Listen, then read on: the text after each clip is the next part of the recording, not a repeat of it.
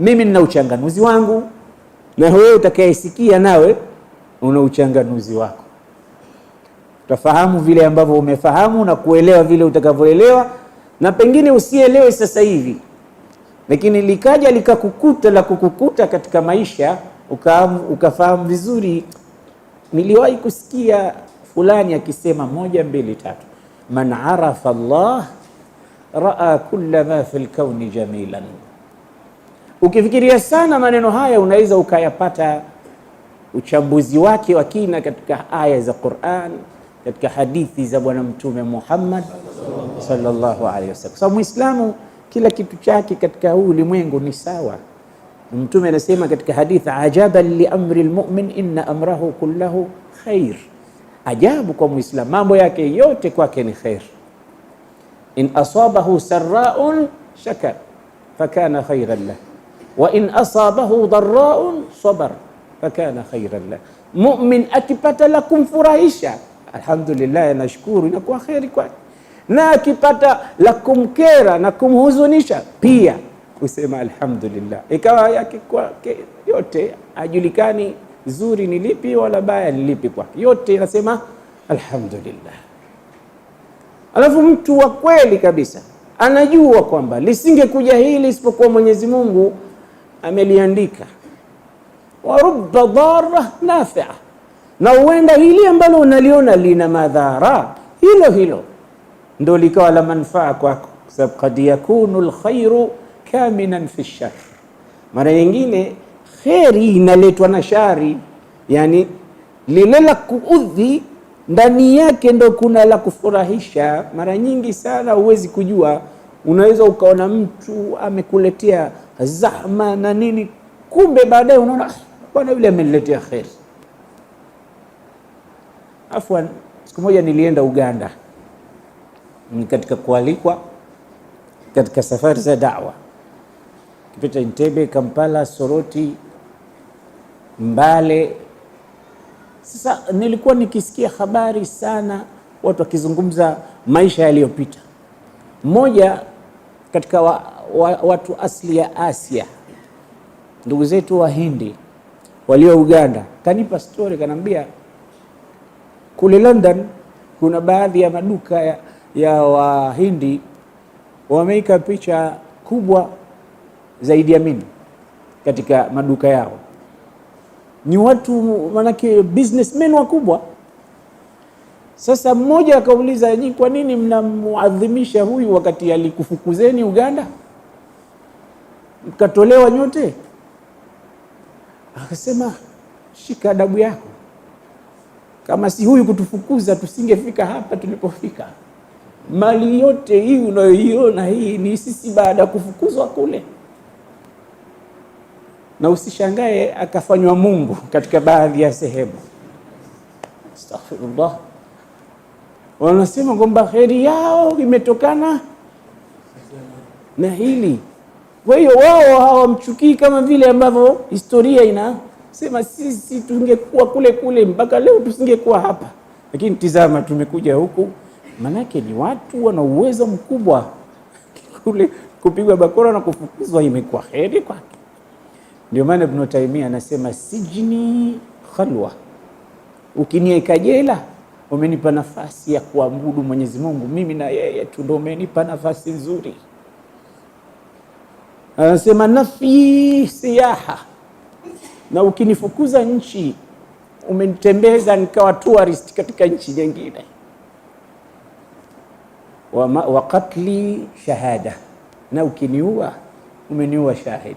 Alhamdulillah, wala tahsabanna alladhina qutilu fi sabilillah amwata bal ahya'un 'inda rabbihim yurzaquna farihina bima atahum Allahu min fadli.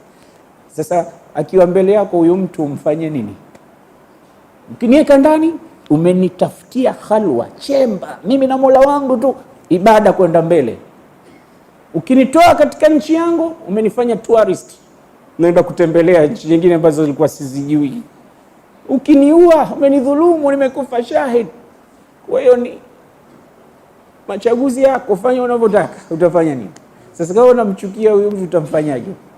Hajjaj bin Yusuf anasema muweni Abdullah bin Zubair. kaekwa kaelekea kibla, anasema wajjahtu wajhiya lilladhi fatara as-samawati wal ardh. Anasema muelekezeni ambako sio kibla. Alipoelekeza anasema fa aina ma tuwallu fa thamma wajhu Allah. Muelekezeni chini ya ardhi. Sasa minha khalaqnakum wa fiha nu'idukum wa minha nukhrijukum. Kila anakompeleka anaona anapata neno la kujipeleka kwa Allah, naye anataka muue vibaya vibaya. Raa kulla ma fil kauni jamila, kila kinachokuja kwake yeye ni kizuri, ndio maana hakuna mtu mbaya kwake. Akija mtu atawe na sura gani, anajua Mwenyezi Mungu anasema alladhi ahsana kulla shay'in khalqa. Mwenyezi Mungu aliyeumba kila kiumbe mzuri kama yeye hakuna. Laqad khalaqna al-insana fi ahsani taqwim, tumemuumba mwanadamu katika umbo zuri kabisa. Kwa hiyo ukiishi katika huu ulimwengu utakiona kila kitu kiko kizuri. Ulimwengu ni mzuri, wakati ni mzuri, hakuna wakati mbaya kwa kusema. Wale wanaosema bwana tuko katika siku mbaya kweli kweli hizi siku bwana, Imam Shafi anasema la nuibu zamanana wal aibu fina wa laysa li zamanina aibun siwana wa nahjudha az-zamani min ghairi jurmin walau nataqa az-zamanu lana hajana. Anasema sisi tunasema wakati ni mbaya, lakini wallahi wakati sio mbaya, wabaya sisi. Na wallahi ungekuwa una mdomo wakati ungetusuta ukatuambia ubaya wenu wenyewe, mimi sina ubaya wowote. Asa walaysa dhi'ib yaakulu lahma dhi'ib, huwezi kumwona mbwa mwitu anatafuna nyama ya mbwa mwitu mwenzake. Wa yaakulu ba'duna ba'dan ayana, lakini sisi tunatafunana sisi kwa sisi wazi wazi. Sasa mbaya ni siku au ni sisi wenyewe? Ndio sisi wenyewe. Sasa bwana Ramadhani juzi tu inakwenda mbio. Hapana, wewe ndio unaenda mbio 24/7, hutulii, huna hata wakati wa kupumzika. Unaenda mbio wewe, wakati ndo ule ule, zama ndo zile zile. Kwa hiyo ukimjua, lakini Mwenyezi Mungu kama humjui utabaki hivyo. Takbir. Sasa angalia, Mwenyezi Mungu ametupa kanuni tumjue, na akatupa sheria, akatueleza katika Qur'ani tufanyeje mpaka tumjue Allah. Msikilize katika hizi aya katika suratul Rum.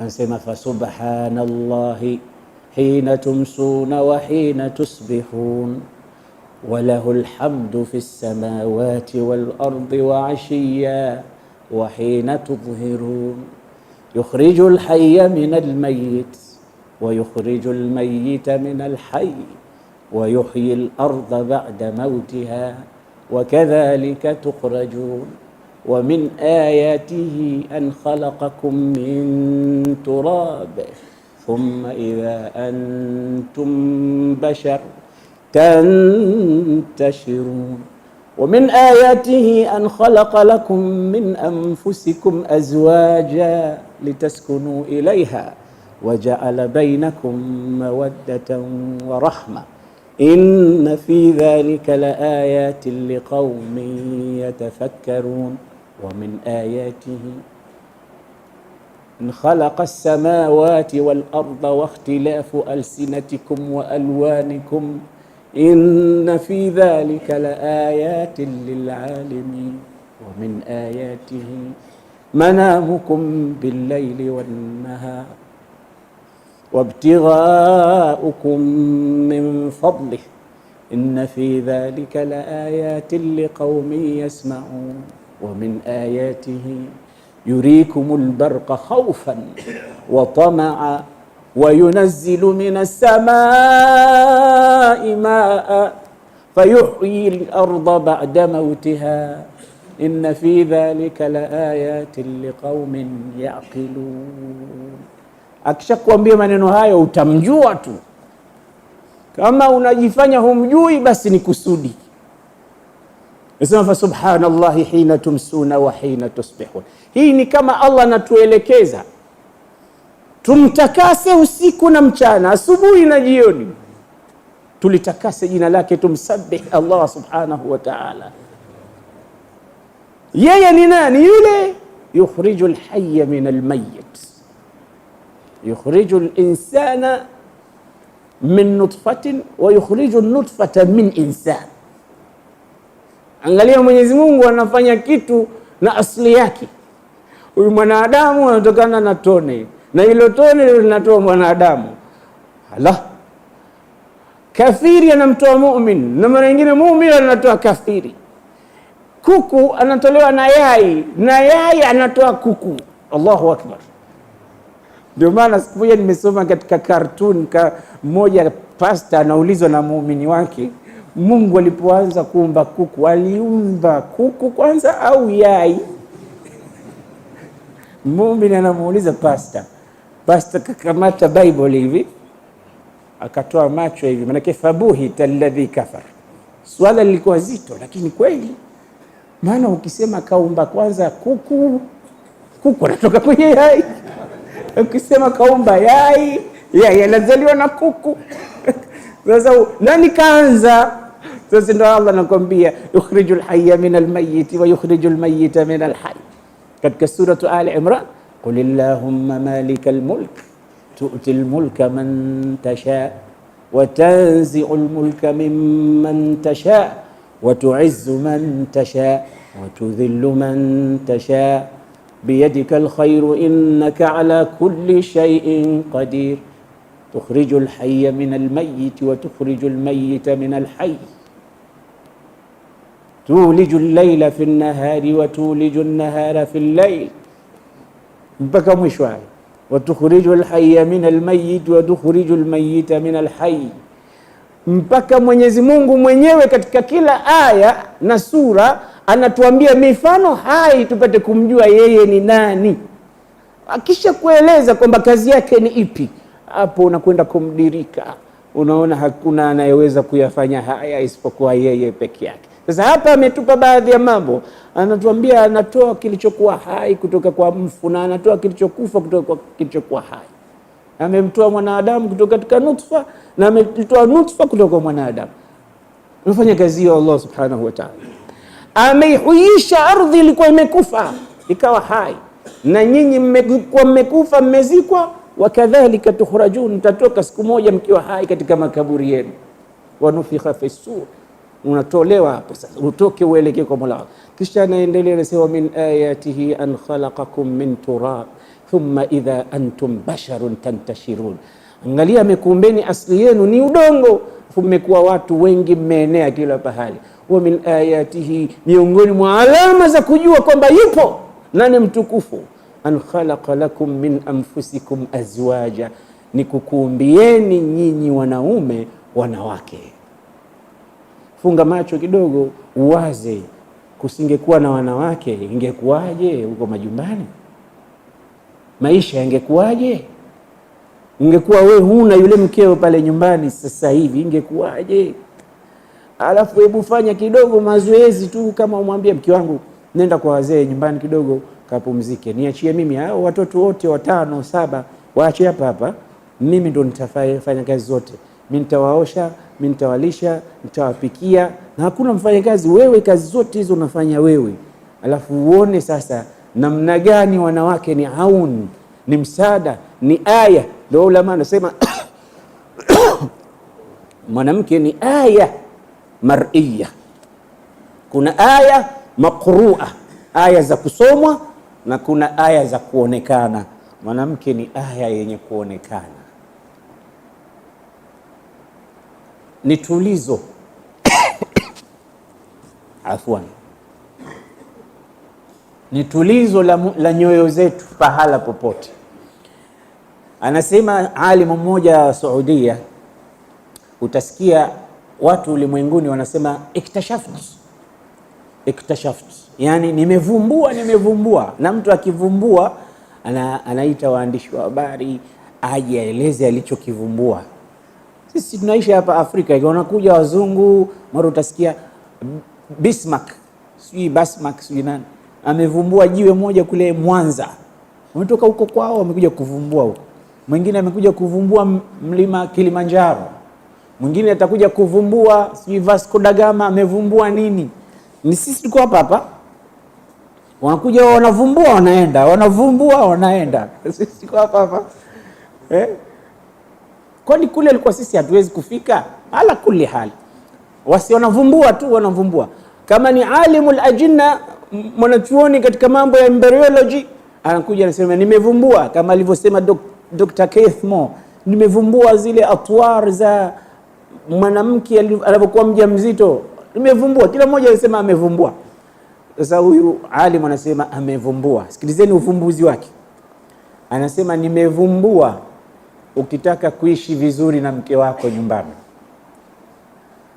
Mko tayari kuchukua uvumbuzi wake? Mko tayari? Nimesikia msikiti mzima, inaonekana sote tuna matatizo hivi. Imamu siku moja aliwaambia jamani, asiye na ugomvi na mkewe akae, lakini kila mwenye ugomvi na mkewe asimame. Basi jopo lote msikitini wakasimama. Unaonyesha kila mtu ana ugomvi na mkewe. Kakaa mmoja hajasimama, wakamhusudu kama mashaallah, mwenzetu hana ugomvi na mkewe. Nasema tuambie raha unazozipata. Sema hamna raha, mimi nimepigwa mpaka miguu nimevunjwa. Ningekuwa mwanzo mikusimama, lakini mke wangu karateka amenipiga miguu yote, hii haifanyi kazi. Kwa hiyo tukisema hapa nani ana matatizo, atasimama imamu na maamuma. Kwa hiyo dawa aliyovumbua huyu Dr. Abdullah al-Qarni, anasema amevumbua yeye, ukitaka kuishi vizuri na mke wako. Kwa hiyo anasema ukitaka kuishi vizuri na mke wako, kila kunapotokea ugomvi, kubali makosa hata kama wewe ndo mkosaji. Ni kweli au sio kweli? Kubali makosa.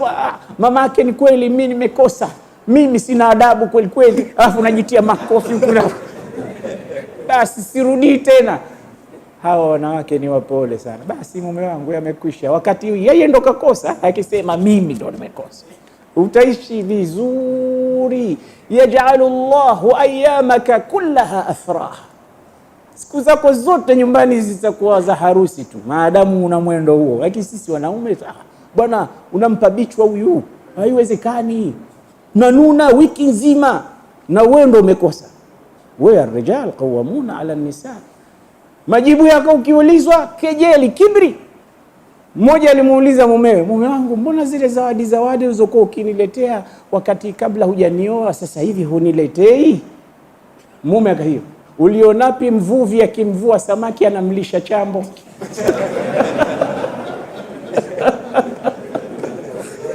Mvuvi akishamvua samaki, uliona wapi? Anampa chambo kule na ameshamvua.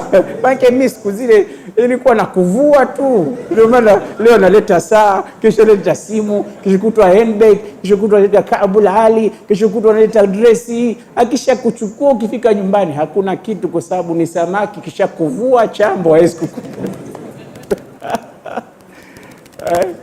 Ndio maisha ya ndoa, ndio ukweli wenyewe.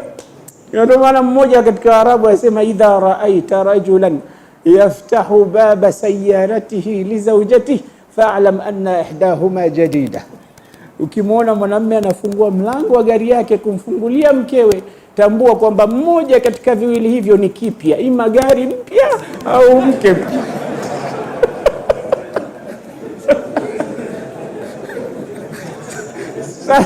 Sasa mara nyingi gari huwa mpya ile si chune. Maana kuna wengine ukiingia tu kwenye gari yake atakwambia mlango tunafunga polepole.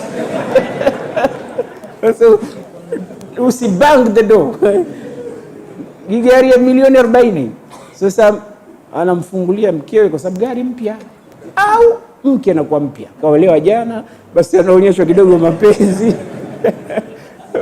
Baada ya wiki nini, mambo yanarudi pale pale, mvuvi na samaki na chombo na chambo baada ya kumvua. Lakini man arafa Allah, mwenye kumjua Mwenyezi Mungu, haya mambo hayawi katika nyumba. Siku zote zinakuwa zako za furaha. Unakubali wewe kumeza machungu, unakubali umekosa hata kama umekosewa, kwa sababu Mtume SAW ametufundisha, akatuambia hawa wanawake khuliqna min shay'in a'waj min ad-dhila, wameumbwa na mbavu umetokana katika mbavu na mbavu zimepinda. Idha dhahabta tuqimuha kasartaha, ukitaka kuzieka sawa unazivunja, na ukiendelea kuishi nazo hivi hivi unaishi na kitu kilichopinda. Fastausu binnisai khaira, kaeni vizuri sana na wanawake, usianini nyinyi kwa nyinyi.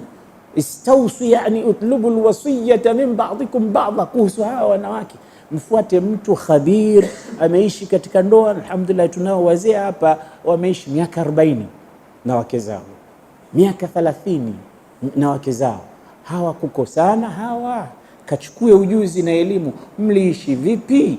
Atakwambia asilimia kubwa ya haya ambayo tumeyazungumza hapa, kwamba hata kama yeye alikuwa nakosa, lakini mara nyingine nasema mimi ndio mkosaji, anayafungia baadhi macho ili mambo yapate kwenda. Ukimtaka mtu au mke bila ya kasoro, utaishi ukiwa mjane siku zote, huna mke. Sote tuna makasoro chungu nzima. Basi kaa ukimjua Mwenyezi Mungu, huyo mke pia utakuwa kwako wewe ni mzuri, huyo ambaye anakukera kwako ni mzuri. Ndio maana bwana mmoja Mwenyezi Mungu alimpa mtihani wa mwanamke mwenye tabia mbaya, watu wakamwambia talliqha ma dharra law tallaqtaha, hakuna madhara, mwache, mpe talaka aende. Akasemaje? akhsha an utalliqaha fayubtala biha ghairi, naogopa nikimwacha utakwenda kuwa mtihani kwa atakayemuoa, kwa sababu mwanamke huyu namweza mimi tu. Kwa hiyo nikimwacha hapa atakwenda kuwa mtihani mzito kwa atakayekwenda muoa. Wa ma'adha Allah an akuna sababan fi adha ibadillah, na mimi najikinga kwa Mwenyezi Mungu nisiwe mimi ndio sababu ya kuwaudhi wanaume wengine kwa mwanamke kama huyu. Ananikera, lakini atakaa hapa hapa huyu. Yara kulla shay'in fil hayati jamila, kila kitu katika maisha anakiona kizuri. Kwa hiyo katika ulimwengu kuna mitihani mingi, lakini ujue kwamba kama una subra, Allah anasema innama yuwaffa as-sabiruna ajrahum bighairi hisab. Kwa vijana, chukueni hii iktishaf, chukueni uvumbuzi huu, hasa wale ambao karibu wameoa na wale ambao wana migogoro mingi sana katika ndoa zao. Chukueni uvumbuzi huu wa kwamba ukubali kukosa hata kama hujakosa, ili maji yachukue mkondo wake na Mwenyezi Mungu atawabariki katika ndoa zenu. ربنا أرنا الحق حقا وارزقنا اتباعه، وأرنا الباطل باطلا وارزقنا اجتنابه. ربنا هب لنا من أزواجنا وذرياتنا قرة أعين واجعلنا للمتقين إماما.